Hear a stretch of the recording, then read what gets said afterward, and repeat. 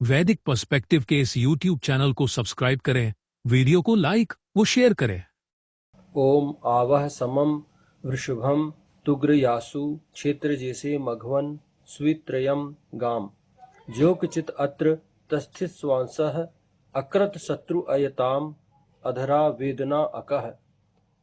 रक्षा की समन करने वाले वृषभ की तुग्रयाओं में क्षेत्र की विजय हेतु हे मघवन स्वित्र गमन की जाने योग्य की निरंतर ही यहाँ संस्थित किया।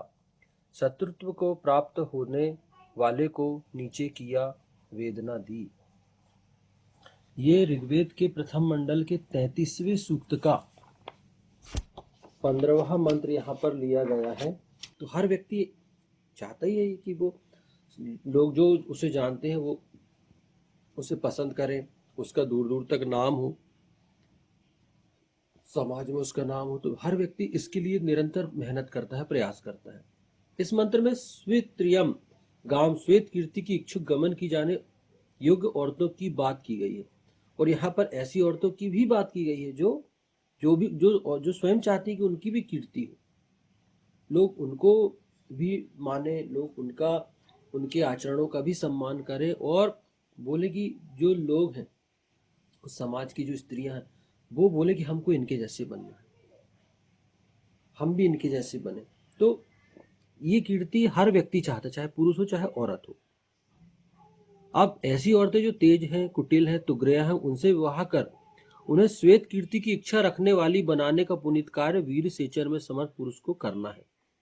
मतलब जो पहले ही आ गया था कि ऐसी औरतें जो तेज हैं, कुटिल हैं, उग्र हैं और जिनकी जिनकी बुद्धि बहुत अधिक चलती है, तो उनसे विवाह करके उनके उस विशेषता को, उनकी उस बुद्धि को, उनके स्वभाव को जो वीर सेचन में समर्थ पुरुष है, वृषभ है, वो क्या करेगा, वो उनको उस अंधकार से निकाल के उनके अंदर ये डालेगा कि यार देखो, आपके अंदर ये विशेषता तो है, लेकिन इसका मिसयूज न करके हम एक सदुपयोग इसका करें। और आप ऐसे उनके अंदर ये विशेषताएं वो उत्पन्न करेगा कि तुम समाज में एक उदाहरण प्रस्तुत करो कि लोग तुम्हारे जैसा बने, तुम्हारे अंदर ये विशेषता, ये क्वालिटी है, तो इसका रचनात्मक प्रयोग करो। तो वो चीज उसको वो कन्वर्ट करने का प्रयास करेगा और वो भी श्वेत कीर्ति की इच्छा रखने वाली हो जाएंगी, वो महिला, वो औरतें, कि हाँ हम भी कुछ अच्छा करें समाज में ताकि हमारा नाम हो, हम समाज को कुछ दे सके। तो हम देखते हैं कि ये उनको कन्वर्ट करना, उनको गलत इच्छाओं से, गलत तरीके से अलग निकालने वाला कौन होगा, एक वृषभ पुरुष होगा, जो उनकी उस विशेषता को धार देगा, उनकी उस विशेषता को आगे बढ़ाएगा। उस विशेषता के को आगे बढ़ाने से वो स्वयं ऐसे कर्म करने के लिए प्रवृत्त होंगी कि हमें अच्छे कर्म करना, हमारी भी कीर्ति हो। तो वो ऑटोमेटिकली इस प्रकार के स्वभाव वाली महिलाएं अपनी उस विशेषता का, उनके अंदर जो गुण है उनका मिसयूज जो कर सकती थी, वो गलत रास्ते पे जा सकती थी या गलत विध्वंसकारी प्रयोग कर सकती थी, वो अब रचनात्मक प्रयोग करने लगेगी। क्यों? क्योंकि उनको भी कीर्ति चाहिए, उनको भी समाज में स्थापित होना, उनको भी, वो भी चाहती हमारे जैसे लोग बने। और ऐसा मघवन जो पाप विहीन संसाधनों के द्वारा धनवान बना हो, उसे हर प्रकार का सहयोग ऐसे सब पुरुषों को करना है। यहाँ पर ईशान स्पष्ट रूप से कहता है कि जो पाप विहीन संसाधनों के द्वारा धनवान बना हो, उसे सहयोग करना है ऐसे पुरुषों का। हम देखते हैं आज भी, लेकिन यहाँ थोड़ा सा चेंज है।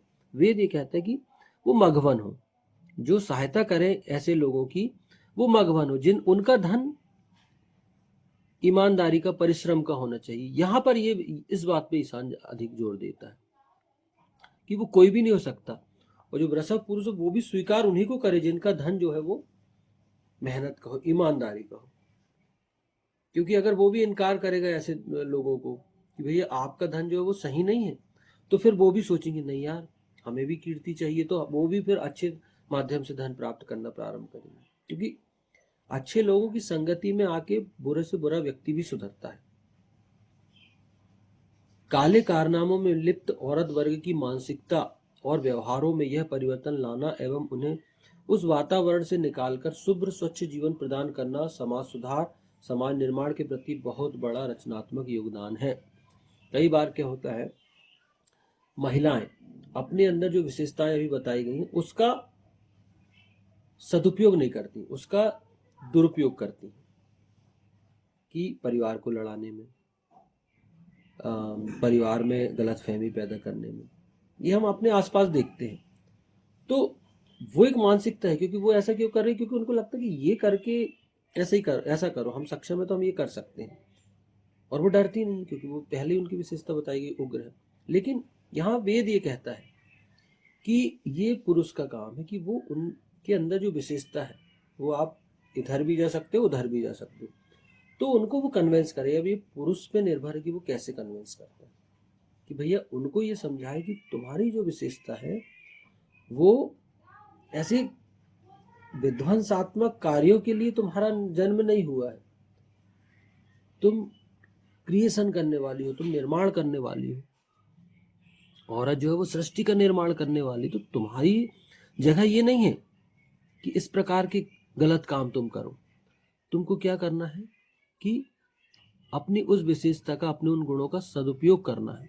तो वो पुरुष उनके उस मानसिकता में और व्यवहार में परिवर्तन लाए और उनको उस वातावरण से निकालकर स्वच्छ जीवन प्रदान करे, शुभ्र स्वच्छ श्वेत वातावरण में लेकर जाए, ताकि वो अपने संतानों का, अपने परिवार का और अपने से संबंधित जो लोग हैं उन सबको एक श्रेष्ठ जीवन दे सके। क्योंकि औरत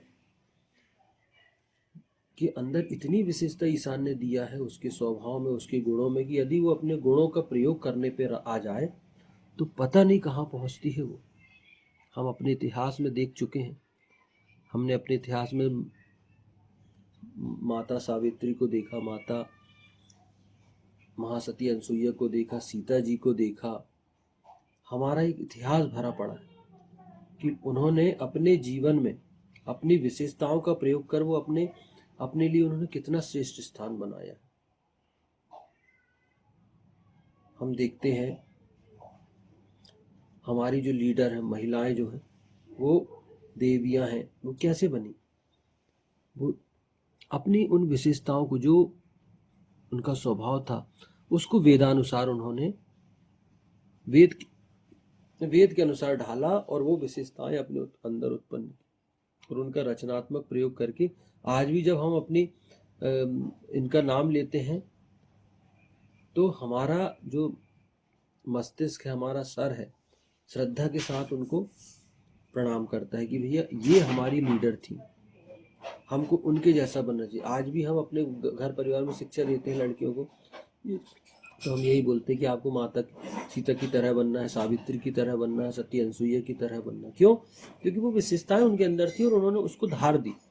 उन विशेषताओं को अपने आचरणों से इतना अधिक परिमार्जित किया कि आज भी हम उनका नाम लेते हैं। तो यही वेद यही कहता है कि यहाँ पर पुरुष हो औरत हो, पुरुष औरत दोनों यहाँ पर कर्म करने के लिए आए हैं, सृष्टि का निर्माण करने के लिए आए हैं। क्योंकि सृष्टि निरंतर निर्मित होती है, सृष्टि में रचनात्मक क्रिएशन हमेशा चलता रहता है।